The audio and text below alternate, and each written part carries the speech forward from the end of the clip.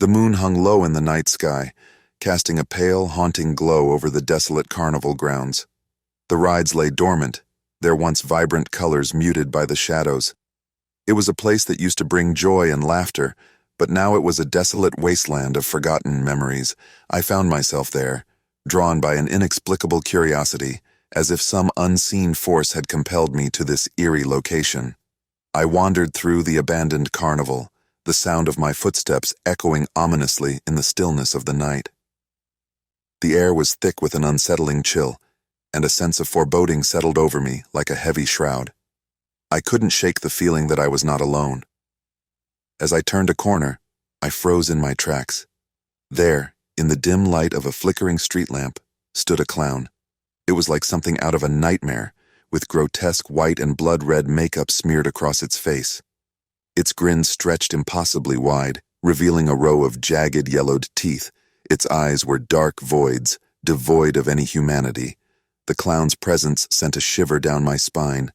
I tried to convince myself that it was just a part of the carnival's abandoned decor, a sinister prop left behind to terrify anyone foolish enough to wander here at night.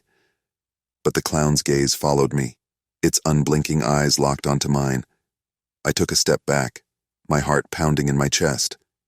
The clown remained motionless, its eerie grin never faltering.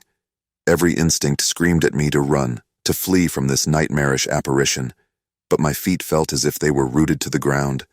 A soft, haunting melody began to play, the eerie tune echoing through the deserted carnival. The clown's head tilted to the side, as if it were beckoning me closer. Panic surged through me, and I finally managed to break free from the paralysis that had held me in place. I turned and sprinted through the carnival grounds, my footsteps pounding in rhythm with the dissonant melody.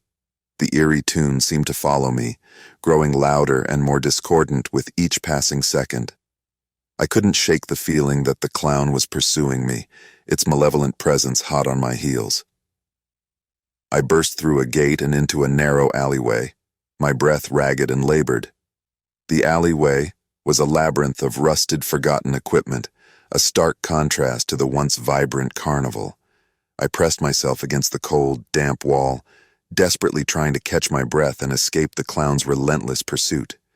Seconds turned into minutes as I waited in the darkness, my heart still racing.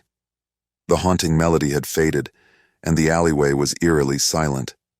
I began to wonder if I had managed to elude the clown, if it had been nothing more than a twisted figment of my imagination. Just as I dared to hope that I was safe, a soft, sinister chuckle echoed through the alleyway.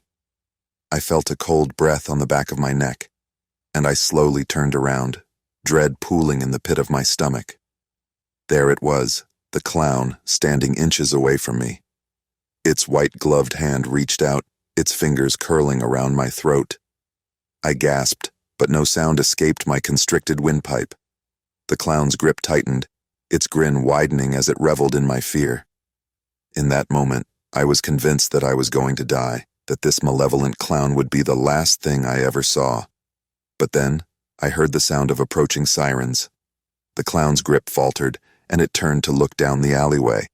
A patrol car screeched to a halt, its blinding headlights piercing the darkness. 2 police officers burst out of the vehicle, their weapons drawn.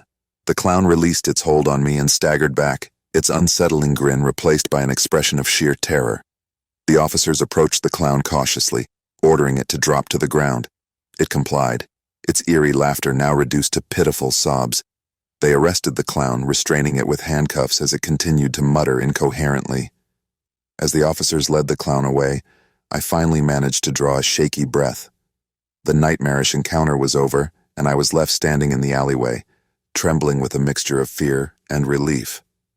The police would later inform me that the clown had a history of disturbing behavior and had been wanted for questioning in connection with several unsolved disappearances. It seemed that my chance encounter with the sinister figure had unwittingly led to its capture. I left the abandoned carnival that night, the memory of the creepy clown's malevolent grin etched into my mind.